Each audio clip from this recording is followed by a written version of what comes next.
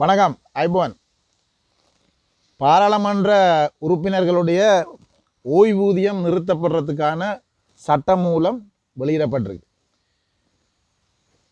இவ்வளவு காலமும் பாராளுமன்ற உறுப்பினர்களுக்கு 1977ஆம் ஆண்டு ஜேஆர் ஜெயவர்த்தனாவால் கொண்டு வரப்பட்ட ஓய்வூதிய சட்டம். அதில் ஜெயவர்த்தனா கொண்டு வந்த சட்டங்கள் எல்லாம் தண்டை ஜனாதிபதி பதவி பாதுகாக்கிறதுக்கும் தண்டை ஜனாதிபதிக்கு பதவி காலத்தில் தன்னோட எம்பிக்கள் தனக்கு தொடர்ந்து சப்போர்ட் பண்ணணும்னு சொல்லியும் தங்களோட குடும்பங்களின் வளர்ச்சியல் சம்பந்தமாக தான் நான் எப்பயுமே யோசித்து பாராளுமன்றத்தில் தங்களுக்கு சட்டம் ஏற்றினவே. அமைச்சர்மாருடைய வரப்பிரசாதங்கள், ஜனாதிபதியின் வரப்பிரசாதங்கள், பாராளுமன்ற உறுப்பினர் வரப்பிரசாதங்கள்னு சொல்லி இப்போ இதில் சிங்கள பாராளுமன்ற உறுப்பினர்கள் மட்டும் இல்லை, தமிழ் முஸ்லீம் பாராளுமன்ற உறுப்பினர்களும் அவர்களுக்கும் இது சமமாக பகிர்மா. மற்ற விஷயங்கள் ஒன்றும் தமிழ் மக்கள் முஸ்லீம் மக்களுக்கு கிடைக்காது. இந்த விஷயத்தில் அவர்கள் பாராளுமன்றத்துக்குள்ளே அவர்களுக்கு எல்லாமே சமமாக கிடைக்கும். அவர் சம உரிமைக்காரங்கள். அவங்க பாராளுமன்றத்தில் எல்லா விஷயமும் சமமாக கிடைக்கும். வெளியால் தமிழ் மக்களுக்கும் முஸ்லீம் மக்களுக்கும் வேறு இனப்பிரச்சனை, அது வேறு, அது தீர்க்கப்படாத பிரச்சனை இன்ற வரைக்கும். ஆனால் பாராளுமன்ற வர பேக்கில் உறுப்பினர்களுக்கு, தமிழ் முஸ்லீம் உறுப்பினர்களுக்கு வேறுபாடு இல்லாமல் சட்டமூலத்தில் எல்லாமே கொடுக்கப்பட்டிருக்கு. அதில் 1977ஆம் ஆண்டு ஜேஆர் கொண்டு வந்த சட்டத்தில் பாராளுமன்ற உறுப்பினர்களுக்குன்னு சொல்லி ஓய்வூதிய சட்டமன்றம் ஒன்று கொண்டு வந்தது. அதில் பாராளுமன்றத்தில் இருக்கிற ஒரு நபருக்கு 5 வருஷம் இருந்தால் 1/3 ஓய்வூதியம், அவர்கள் எடுக்கிற சம்பளத்திலேருந்து 1/3 ஓய்வூதியம்னு மற்ற காரியங்கள் எல்லாம் சேர்த்து ஒரு பெரிய தொகை கொண்டு வரும். மற்றது 15 வருஷம் தொடர்ச்சியாக 15 வருஷம் இருந்தால் 2 பகுதி ஓய்வூதியம் கிடைக்கிற மாதிரியும் அந்த சட்டம் மூலம் இருக்குன்னு சொல்லி எனக்கு சட்டம் தெரியாது. ஆனால் சில விஷயங்களை தேடி பார்க்கல இருக்குது. ஆனால் இதில் பாருங்கள், அதுக்கு பிறகு 1982ஆம் ஆண்டு ஒரு சட்ட திருத்தத்தை கொண்டு பாராளுமன்ற உறுப்பினர்கள் இல்லாட்டி ஒரு உறுப்பினர் பெண்களாக இருந்தால் அவர்கள் மரணம் அடைந்தால், திடீரென பாராளுமன்ற உறுப்பினர் இருக்க மரணம் அடைந்தால் அந்த பாராளுமன்ற உறுப்பினருடைய ஓய்வூதியம் அவருடைய மனைவிக்கு செல்ல வேணும் என்று சொல்லி சட்டத்தை கொண்டு வந்திருக்கணும். 1982 திருத்தி கொண்டு வந்த சட்டம் தான் அது. அவருடைய மனைவிக்கு அந்த சம்பளம் போகணும்னு சொல்லி, அதை பென்ஷன் போகணும்னு சொல்லி உருவாக்கினது. அப்போ அங்கேயும் ஒரு சுயநலம் தான். இது போனால் அதை அவைக்கு கிடைக்க வேணும்னு சொல்லி அதுக்கு பிறகு 1991ஆம் ஆண்டு நினைக்கிறேன், 90கள் நினைக்கிறேன், ஒரு சட்டம் திருப்பி கொண்டு வரப்படுது. பாராளுமன்ற உறுப்பினரோ பாராளுமன்ற மந்திரியோ யாராவது பொம்பளை ஆணோ பொண்ணோ அவர்கள் இறக்கும் பட்சத்தில் மனைவிக்கு கிடைக்கிறது மாதிரி, அதே நேரம் மனைவி வேறொரு கல்யாணம் முடித்தாலோ, கணவன் இறந்த அப்புறம் மனைவி வேறு கல்யாணம் முடித்தாலோ, இல்லை கணவர் வேறு கல்யாணம் திருமணம் முடித்தாலோ, இல்லைன்னு சொன்னால் அவங்க இறந்து போனாலோ அந்த ஓய்வூதியத்தை அவர்களுடைய பிள்ளைகளுக்கு, ஒரு பிள்ளை இருந்தால் அந்த பிள்ளைக்கு கொடுக்கணும்னு சொல்லியும், இல்லைன்னா ஒன்றுக்கு மேற்பட்ட பிள்ளைகள் இருந்தால் அவைக்கு சமமாக அதை பிரித்து கொடுக்கணும்னு சொல்லியும் அந்த சட்டத்தில் கொண்டு வந்திருக்காங்க. பாருங்கள், பாராளுமன்ற உறுப்பினருமே அதான் எனக்கு மேலே சொன்ன மாதிரி இவங்களுக்கு தங்களுக்குண்டா எல்லாமே சரியாக செஞ்சுருக்கிறாங்க. எல்லாம் மக்களுக்குண்டா இது ஒன்றும் இல்லை, தங்களுக்குண்டா அது இன மதம் இல்லாமல், சாதி மதங்கள் இல்லாமல் எல்லாம் சரியாக பிரிச்சிருக்கிறாங்க. கட்டாயம் அந்த பிள்ளைக்கு போய் சேரணும், பிள்ளை நல்லா இருக்கணும்னு சொல்லி அதெல்லாம் பெரிய அக்கறை இருந்திருக்கிறாங்கன்னா எவ்வளோ தூரம் தங்களை போஷிச்சிருக்கிறாங்க. இந்த பாராளுமன்றத்திலேருந்து தங்களை போஷிச்சிருக்காங்கன்னு பார்க்கல கேவலமாக இருக்குது. ஏன்னா மக்களுக்கு இண்ட வரைக்கும் தீர்க்கப்படாத பிரச்சனைகள், பல்லாயிரக்கணக்கான பிரச்சனைகள் இருக்குது. ஆனால் அவங்க தங்களுக்குள்ள பாராளுமன்றத்தில் இருக்கிற வரப்பிரசாதங்களை பெற்றுக்கொள்றதில் எந்த விதமான முட்டி மோதலும் இல்லை. அதில் ஒற்றுமையாக தான் செயல்பட்டுருக்காங்க தமிழ் முஸ்லீம் சிங்களா எல்லாருமே. அப்போ ஜேஆர் கொண்டு வந்த சட்டத்தில் இன்ன வரைக்கும் குளிர் காஞ்சி கொண்டு இருக்கிறாங்க தமிழ் முஸ்லீம் தமிழ் சிங்கள எம்பிக்கள் எல்லாம். அதை பென்ஷன் மட்டும் இல்லை, அவங்களுக்கு நிறைய வரப்பிரசாதங்கள் இருக்குது, கொடுக்கல் வாங்கல் இருக்குது, வாகன பெர்மிட் இருக்குது, அதை விட வெளிநாட்டு பயணங்கள், அது என்ன நிறைய. ஒரு பாராளுமன்ற உறுப்பினர்டா சாதாரண ஒரு வாத்தியாக இருந்தவர்களின் வச்சியில் பாராளுமன்ற உறுப்பினராக வந்த அப்புறம் அவருக்கு 10 பார் இருக்குன்னு வைங்களேன். அதை யாரெண்டாலும் நீங்கள் டேஷ் பண்ணுறோம், அதில் எங்கேயா போட்டு கொண்டு போங்க, அப்படி யாரும் இருந்தால் அவர்கிட்ட பேரை போட்டு கொண்டு போங்க. அப்படி ஒரு 10 வார் இருக்குன்னு வைங்களேன். அப்போ இந்த பாராளுமன்ற உறுப்பினர் சலுகைகள், பென்ஷன்கள், சம்பளங்கள், கொடுக்கல் வாங்கல் எல்லாம் வரைகளில் இப்போ வாத்தியார்ட்ட சம்பளம் மாதிரி ஜூஜிப்பியன்னு அவர் காலம் முழுக்க வாத்தியாக இருந்தாலும் ஒரு காணியை கூட வாங்கல. அது என்ன? அப்போ பாராளுமன்றத்துக்கு வந்தால் என்னெல்லாம் கிடைக்கும்? இப்போ பாராளுமன்றத்தில் இப்போ மதிலில் குந்தி இருந்தவன், போக்கில் குந்தி இருந்தவன், குடு வித்தவன், கஞ்சா வித்தவன் எல்லாம் பாராளுமன்றத்தில் இருக்கிறான். ஆயுதம் எடுத்து ஈழத்துக்காக போராடுறோம்னு சொன்னவங்க இல்லை பிறகு நாங்கள் நீரோட்டத்துக்குள்ள வந்த நாங்கள் சொல்லி அந்த நீரோட்டத்துக்கு கீழே நீந்தி போய் அந்த நீரோட்டத்துக்கால மிதந்து எழும்பி நின்று ஜனநாயகம் என்று பேசி ஒருத்தரையும் கொலை செய்யாமல் கற்பழிக்காமல் கடத்தாமல் கொலை செய்யாமல் அப்படி வந்த ஆக்கள் எல்லாம் இப்போ பென்ஷன் எடுத்துக்கொண்டிருக்கணும். பெரிய மீசியல் வச்சுக்கொண்டு தடித்த மீசியல் உயர்ந்த கருப்பாக்கள் எல்லாரும் இப்போ பெரிய மாமாக்களை பெரிய ஐஎஸ்சி அப்பாக்கள் மாதிரி இருந்து கொண்டு பென்ஷன் எடுத்துக்கொண்டிருக்கணும். இதெல்லாம் வந்து அரசாங்கம் இப்போ கொண்டு வந்த புதிய ஓய்வூதிய பாராளுமன்ற உறுப்பினர்களுக்கான ஓய்வூதிய ரத்து செய்யும் சட்ட மூலத்தில் சகலதும் இல்லாமல் போகுது. இப்போ எப்படின்னு சொன்னால் பாராளுமன்ற உறுப்பினர்களுக்கு கிடைக்கக்கூடிய ஓய்வூதியம் இல்லாமல் போகுது. அவருடைய மனைவிக்கு கிடைக்கக்கூடிய அவர் மரணத்துக்கும் பிறகு மனைவிக்கு கிடைக்கக்கூடிய அந்த கொடுப்பனவு இல்லாமல் போகுது. அதுக்கு பிறகு மனைவியும் இல்லாமல் போகுது. பிள்ளை கிடைக்கிறது சகலதுமே இல்லாமல் போகுது. இப்போ சட்டத்தில் வந்து திருத்தி அதில் கொஞ்சத்தை வச்சு கொண்டு கொஞ்சத்தை கொடுப்போம் அப்படியெல்லாம் கிடையாது. முற்று முழுதாக நீக்கி யாருக்குமே இல்லாத ஒரு நிலையை இந்த அரசாங்கம் ஏற்படுத்த போகுது. இது வந்து வரலாற்றில் ஒரு சிறப்பான ஒரு சட்டம் மூலம் வந்து நாங்கள் பார்க்கணும்னு சொன்னால் இவ்வளவு காலம் ஆட்சியில் இருந்தவங்க வந்து பாராளுமன்றத்தில் இருக்கிறார்களுக்கு அமைச்சர்களுக்கு ஜனாதிபதி ஏற்கனவே சொன்ன மாதிரி அவங்களுக்கு தீங்கு விளைக்கும் எந்த சட்டத்தையும் இந்த நாட்டில் இயற்றல.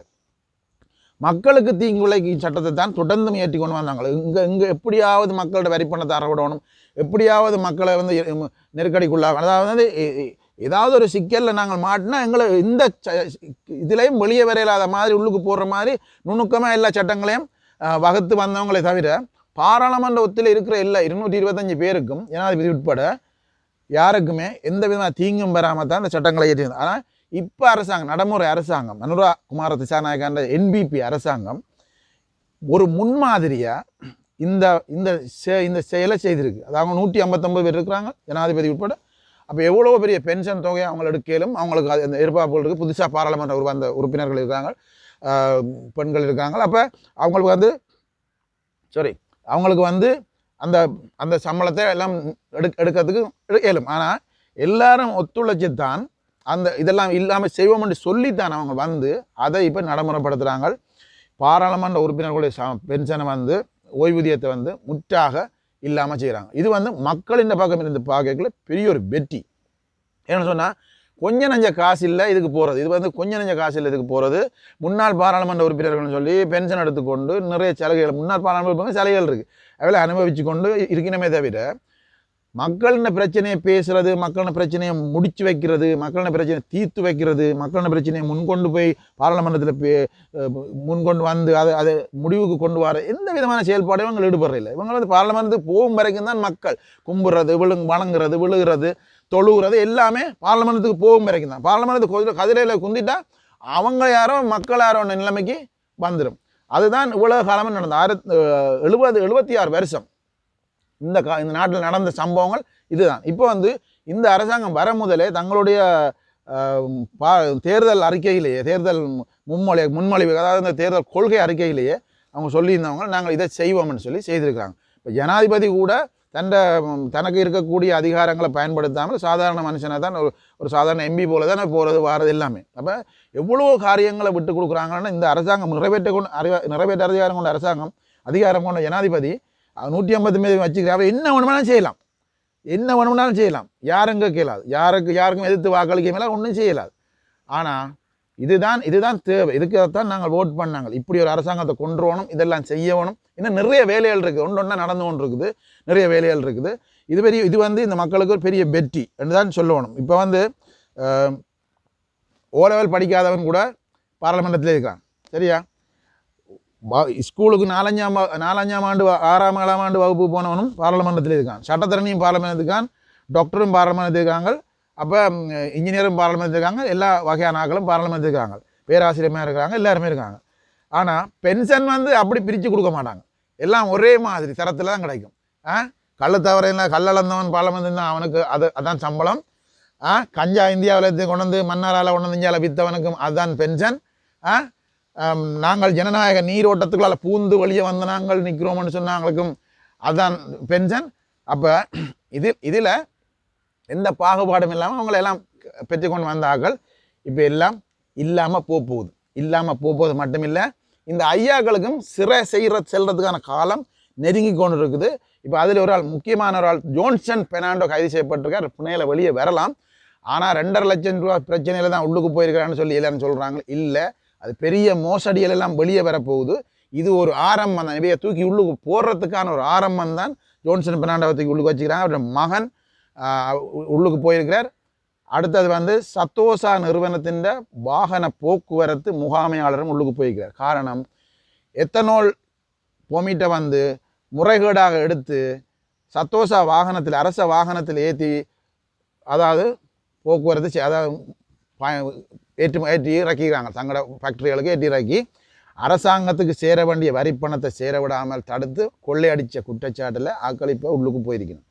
இதே மாதிரி நிறைய பேர் இப்போ உள்ளுக்கு போயிருப்பார். ஏற்கனவே ஒருத்தர் 20 வருஷம் கழிதுன்றார், இன்னொருத்தர் 15 வருஷம் கழிதுன்றார், 25 வருஷம் கழிதுன்றார். அப்போ எல்லாருமே இப்போ போலியில் போயினும்.